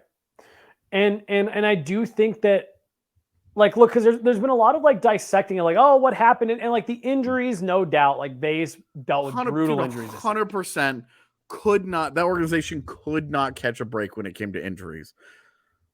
But some of it they made worse because they lied about Robin Lehner's bullshit for 3 months and wanted to be like, now the media doesn't know anything. And it's like Robin Lehner is held together by tape at the end of the season. Right. Like duct tape is keeping his body put together. And you guys have screwed up your cap so thoroughly that you're asking a guy who needs surgery on multiple parts of his body to be a backup in game 79? Right. Because of cap implications. Right. Are you kidding me? And dude, my other thing with the injuries was like they were bad, no doubt. But when it got to the point when that first time they dropped out of the playoff picture, they still had Jack Eichel, Alex Pietrangelo, Jonathan Marchessault, William Karlsson, and at that time, Riley Smith and Chandler Stevenson all in the lineup. Yeah, no Stone, no Pacioretty, no Alec Martinez. Absolutely. That's important that's a big absences if you're chasing a cup, not wild card 2. Right. And the fact that group couldn't scratch together the effort to win 2 more games tells you that there is something beyond injuries and on-ice personnel that is a real problem there. Yeah, 100%, man. So we were talking about Buffalo earlier. AJ, to you, who is like a golden knight? They are, through and through. They are in Vegas. They want to be part of Vegas. And, who is that and doesn't just feel like a hired gun, like a mercenary there? I would say Jonathan Marchessault and William Karlsson. So Marchessault was my one guy. But like even those two, do you feel very safe about being there from one day to the next, given the way they've handled all that stuff that we were talking about earlier? If I'm Jonathan Marchessault, no. If I'm William Karlsson, yes, because my contract is suddenly a huge problem. So yeah, that would be about it. But like, if I'm Jonathan Marchessault, no. Wait. So you're not worried if you're Jonathan Marchessault? I'm not, but it looks like the Jets just gave Kevin Cheveldayoff a 3-year extension. Mid-show. Shut up. Says it has not yet to be confirmed, but... Dude. All right. Scrap that part of the show. Let me just go back and say, whoops. And also, what? And girl, bye. Yeah, so much for sweeping cultural changes. Yikes. Holy smokes. That is shocking to me. That's one of those ones where, like, if you're Kevin Cheveldayoff, like, how do you say no to more job security, right? But, like, to the point that you said someone made with Paul Maurice, it's like at a certain point, you've got to step back and look at this and be like, yo, this isn't working for me. Yeah. There's only 32 of those jobs on Earth, so I get why no one's rushing to get rid of to leave one. But sure, I mean, he could make and like an organ. Nobody loves to recycle failed tenures more than NHL teams, but he could at least be like, look, I built those good teams. Things obviously didn't go well at the end, but I drafted almost all those guys. Right. Yeah, you got enough there to sell yourself on. Yeah, absolutely. And be like, look, man, I helped build the development pipeline that started churning out quality goaltenders left and right. Like I helped build, the organization that went as deep as it ever has, went to a conference final. Yeah. Like, hey, it's not been a total disaster here, but then they're going to be like, all right, tell me about that, the end there. With your culture. What happened there at the very end? Yeah, like what went sideways there? And it's like, well, how much time you got? Yeah. Well, so let's. That's shocking to me. Good. That's also good timing that we were able to address it on the same show and not put this out and then have it be for sure out of date. Vegas, yeah, dude. So were you saying that? Yeah. So Marchessault should feel safe, but should Riley not feel safe. He shouldn't. He should not, just because he makes enough money and it's short term enough that it's movable. Whereas I don't think William Karlsson is movable right now. Okay, I got you. And that's the only and Marchessault and both Wild Bill should feel safe because I don't think they can go anywhere. I don't think the juice would be worth the squeeze on moving either one of them. So I doubt. I think they're both fine. But should they feel safe on a personal level, knowing that everybody that they've built chemistry with over the last few years has gotten jobbed by that front office? Hell no. Right. And that's more the point that I'm making is just like, because I think you're right. You know, there are guys there who, when you really step back and look at it, it's like, yeah, you're in a good situation. But they've burned a lot of bridges. I mean, shit, they burned Marc-Andre Fleury's bridge twice. And it's just become this really weird, like, dude, I remember there was this one tournament in particular. We were in Mississauga, Ontario when I was growing up. And, you know, big international tournament, teams from all over the place. And the team that ended up winning it was this one team that everyone knew. And there were, you know, a few teams like this, and, you know, big national tournaments, you always see this stuff. But they were literally a team 100% of kids from all over the US and Canada. You know, at most there was like, these two kids are from the same city.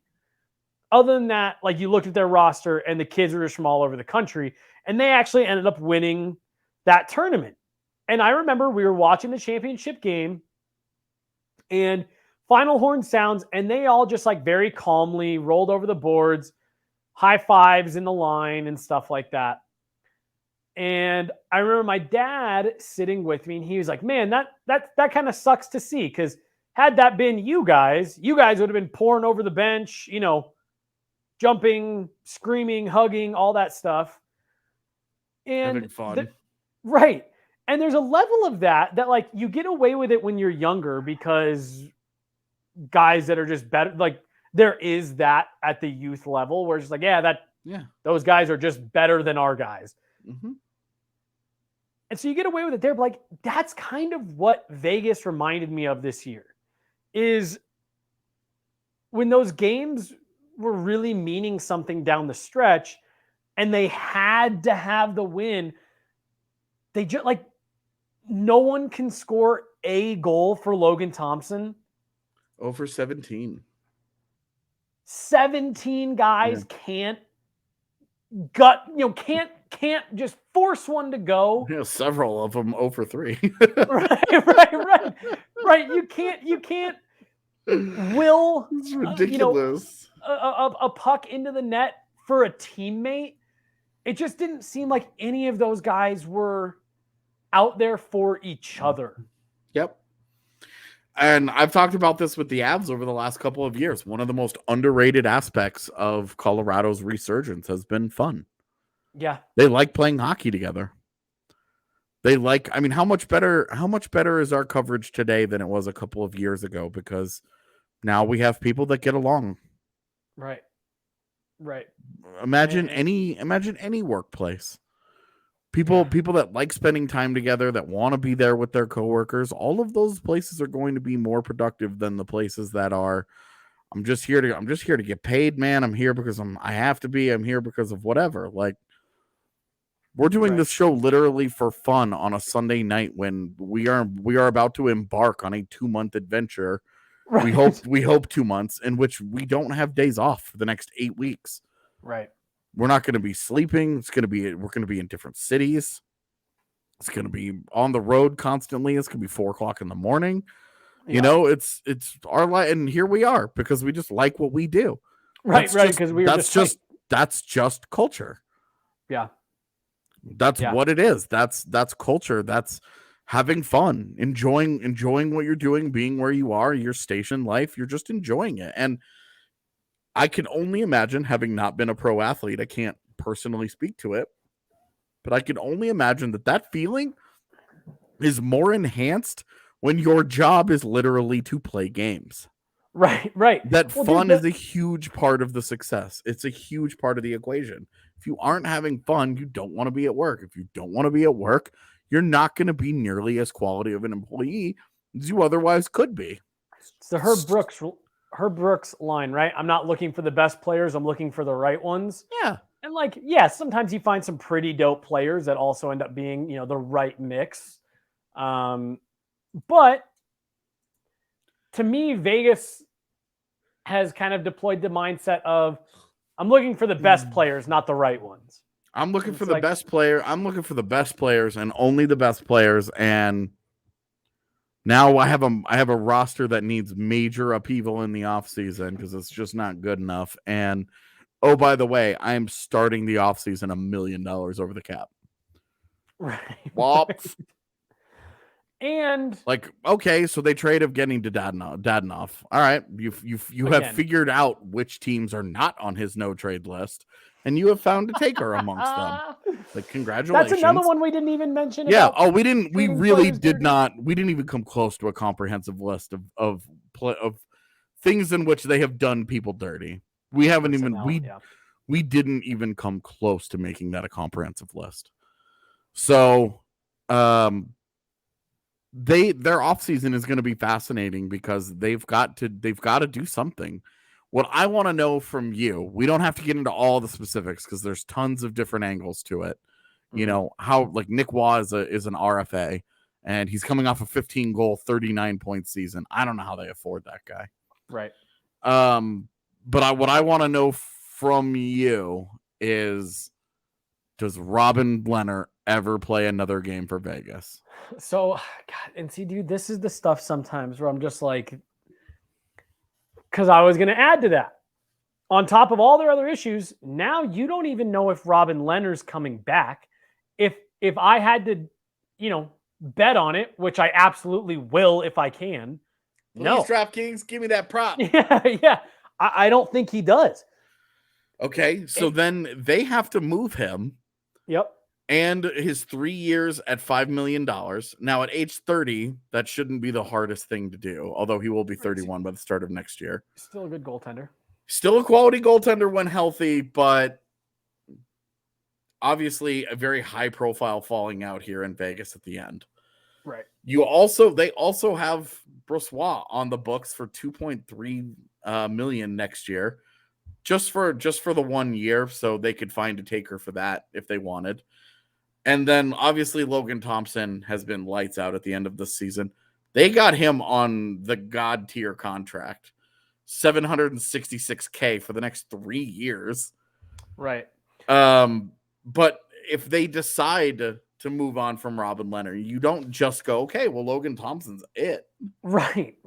You have to, like, where do you go? Like, do you get Varley? Do you want to know who I think it's going to be? Like, which guy on the carousel do you land on? I think it's going to be Ville Husso. I think they're going to stick to we're just going to go get whoever the best guy out there is. Toy. The new shiny toy. Yep. Especially true if Ville Husso wins a playoff round or two and the Blues have any kind of a meaningful run. Yep, because they wouldn't just trade Robin Lehner for Jordan Binnington 1-for-1, where you're just like, fresh start for both guys. Well, I honestly, I think the biggest issue is St. Louis, I think, is going to have a hard time keeping Husso unless they can find a taker for Binnington. I just have a hard time believing Husso is going to stick around for at best a 1A, 1B situation. Yeah, when he's a UFA. And so I think he's going to hit the market and Vegas is going to be like, hey, we just moved on from our guy. You can come be the starter. And it's Groundhog's Day. Yeah. So I'm sure this won't be the last time we talk about Vegas this offseason, as I expect them to kind of dominate a lot of the news cycle because they're like out of necessity, like they have to do all kinds of stuff just to make it work. So I'm sure we'll come back around to them, but Riley Smith at UFA too. Like they've got work to do, man, is what I'm saying. They've got a lot of work, and like the Dadonov thing isn't like that's a layup of a move, but that dude also was one of the only reasons that they were relevant at the end. Relevant. Yeah. The only reason why they even hung in as late as they did. All right. So let me ask you, and then we'll end this. And dude, also like, let's do this more. Like Yeah. Let's do these types of shows more. What kind of year does Vegas have next year? Oh, you can't ask me that before their off season. Because I have no look. Say they moved. They've got to be a playoff team, though, right? So let me. So this is where the Pacific Division helps them, because they don't have to make drastic changes. Calgary has enormous changes potentially on the horizon this offseason. So they have a tenuous at best hold at the top of that division. Mm-hmm. Colorado's not going anywhere. Minnesota's not going anywhere. St. Louis not going anywhere. All of those teams should continue to be playoff teams. I don't know. Minnesota, three of 8. With all the, three of 8 is what I've got here. Right. First, second, third in the Central Division, we'll see. But 3 of 8. Okay, so for right now, that's the Central's 3. Calgary has problems, big time problems coming up. Edmonton, you're getting by with Mikko Koskinen and a guy in his 40s. Right. Like, you're getting by. Without the benefit of the Pacific Division, how good would that team be? I don't know, but they're in the Pacific Division again next year. LA should get better. Yep. If they don't, this whole wave of prospects that everybody's been crazy about for such a long time hasn't done anything then at that point if they don't get better. And you start to wonder, oh God, what happened? Right. I don't know how Nashville repeats. Yeah. Dallas. I just think, yeah. Where's Dallas going to go? Dallas is hanging on by a thread, and they're maxed out money-wise. Right. So I don't know. Vancouver has serious cap conversations. Mm-hmm. We talked about Winnipeg. The one thing on our checklist that we didn't get to, the San Jose Sharks. Are they ever going to be relevant again? We know they'll be expensive, but will they be any good? Right. They're not getting any younger. They're only doubling down, quadrupling down, tripling down, whatever on this era. Yeah. Why am I believing that they're getting any better? Right. Anaheim should be better. Full stop. Legit. I don't know why I would believe in a significant jump from any of Chicago, Seattle, or Arizona. Yeah. Chicago, I even think could go the other way. So you're saying, so I would say I don't foresee major jumps from San Jose, Chicago, Seattle, or Arizona. And I want to see and I don't see enough of a drop off for me to worry about it from Colorado, Minnesota, St. Louis, and probably Calgary. But Calgary really does have some really big decisions. They'll look different. Yeah, but I think they'll still be playoff good because the real core of that group should still be together. Mm-hmm. But the opening is there for Mm-hmm. Vegas, especially in the Pacific with Calgary, Edmonton, LA. Like, are those teams any better? And then Dallas and Nashville. Like, Dallas, a one-line team with like an okay defense and good goaltending. Like, Braden Holtby turned back the clock and gave them 3 months of exceptional goaltending that elevated their profile when they weren't playing any good. And Nashville, driven by percentages as any team in recent NHL history, completely top end. All of their guys had career years, and they got the 8th seed. All of their top guys, and they're rookies. Tanner Jeannot shot like 22% this year. Like, Philip Tomasino should get better, so expect some improvement there. But all the other percentages crashing back and down and normalizing. I have a hard time buying that a bunch of guys are suddenly going to shoot 20% again. And that's assuming they bring Philip Forsberg back, which I do think happens. I do think it happens. I do, yeah. But if he doesn't, then I'm really out on Nashville. So I think all of this just to say, I think Vegas won't have to work very hard to get back into the postseason. But if we're ever going to look at them as a scary cup team again, there have got to be some changes, and they've got to get a lot of work. They've got to get a performance out of Jack Eichel that looks like the Jack Eichel they thought they were trading for, and not just the pretty good player that he was for them this year. Well, and dude, like down the stretch, and I know they're hurt, but again, that's part of your whole like, yeah, you made your own bed, now lay in it type thing. But like down the stretch, you got literally nothing from Mark Stone, literally nothing from Max Pacioretty, literally nothing from Jack Eichel. And then in the last game of the season that's meaningless, all three of those guys score goals and have multi-point games. It's like, it's no surprise that when the pressure was off, they were all able to deliver because they weren't worried about it. They were just playing hockey. Yeah. And that's also part of your culture. The pressure is so high for them to produce, for them to win a cup, for them to make this count. The expectations went from, well, we'll just see how this goes, to if you don't bring us a cup, this is a huge failure. Oh, muted yourself. But yeah, no, dude, it's I just think that pressure that they have every day in that building is too much. And that I agree. They need to let the players be the players. And they need to ease up and just be like, look, we built what we think is a really good hockey team. Now go play hockey. I was gonna say trust, and that's almost part of it. Like, you know, I know Avs fans can sometimes get annoyed because for a long time Joe Sakic's favorite saying was, "We like our group," and like you do right. Right. I was gonna say, like, you want to see him add, but like there is, and again, benefit of hindsight, and they still have to climb the final mountain. But like, there's a lot to be said about the way that Joe Sakic has had the patient approach with all of this. And he talked about it earlier this year when they extended Bednar. He said, look, I'm not the kind of guy that likes to make changes as my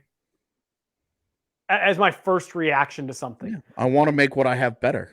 Right. Like, and he made the point of like, you know, we put pieces in place and hired people and signed guys and traded for guys for a reason. And we wanted to give them some runway to show why we brought them in. Yeah. And, you know, he was asked, did you guys ever consider moving on from Bednar after the first season? He was like, no, it was never even a conversation because we brought him in for a reason and we trusted that we could. Like the pineapple-sized balls you have to never consider changing regimes after you've lost 60 games. Balls.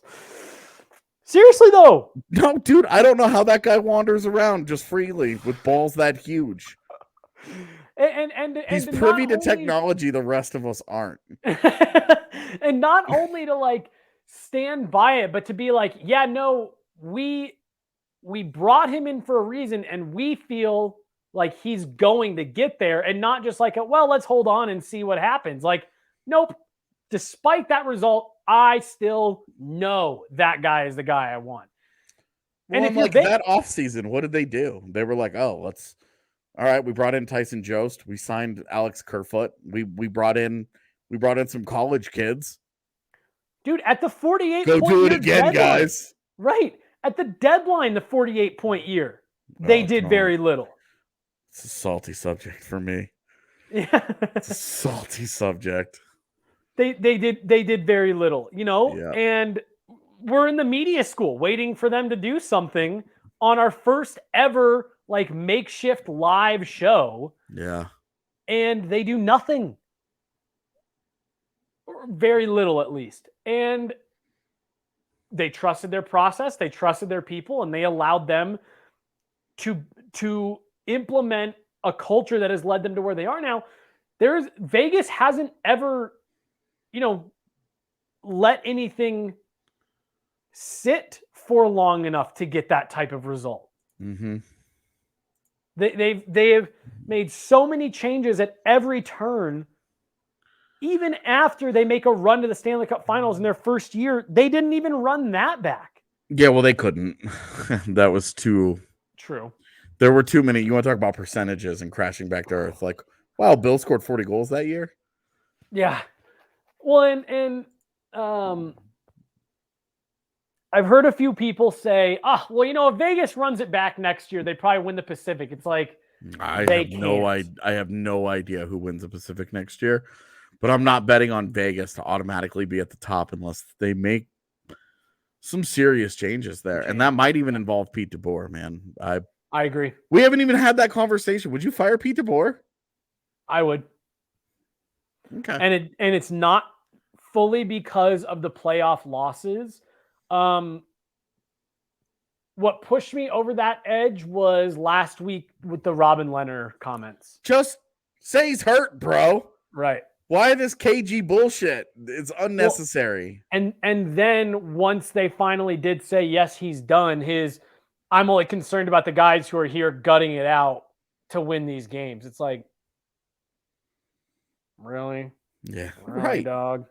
Like, if Robin Leonard could get his arm up above his head right now, he might sock you in the face. But luckily for you, he's got a torn labrum, and he can't do that to you. And again, that's a hell of a thing to say after you pull a guy after giving up 1 goal in a 1-1 game. Yeah, after making him play hurt. Right. Making him play hurt, but like knowing he was as badly injured as he was and being like, you're playing. We need you to go out there. Yeah. Yeah. Robin Leonard, people love to demonize him. And I get that, like, he's a complicated personality. Mm-hmm. But dude, I've always loved Robin Leonard. But after all this, I'm just like, can somebody just get that man a hug? Like, straight up. Seriously, could somebody just give that man a hug and let him know, like, it's gonna be all right? Well, and I felt bad for him. It feels like the whole city is coming down on him. And it sucks, dude. Like, there are people that are demonizing him, and all he did was try to gut out 3 months worth of hockey to get them into the damn thing. Well, and I felt bad when he spoke out against the protocol stuff last year, because I felt like a lot of people took what he said, 1, out of context, and 2, in a completely different way than how it was. Yeah, well, and it's like when he was talking about his contract and how he makes less money than Markstrom, and so many people took that to mean he was whining about it. And he's just like, no, like, I signed that deal. But why do you think that I got offered less? Right. You know, like, it wasn't like, well, poor me, look at how little money. It was like the Chris Pronger thread, where he was like, here are players' finances. Also, P.S. Chris Pronger, great addition to Twitter. Really interesting phenomenal.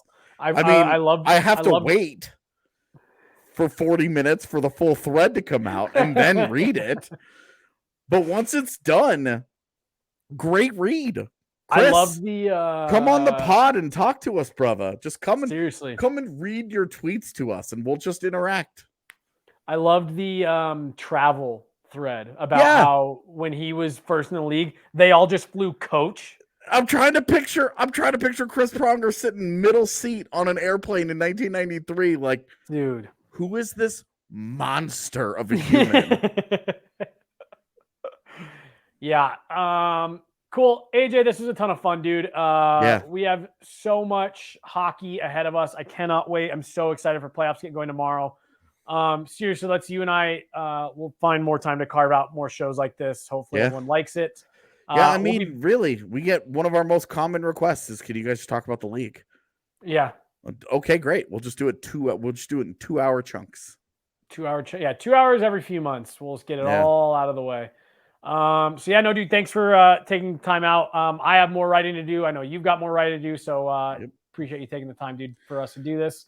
Let us know if you guys like this, if you guys want to hear more of stuff like this. And AJ Haefele, Jesse Montano, we are out of here for the day.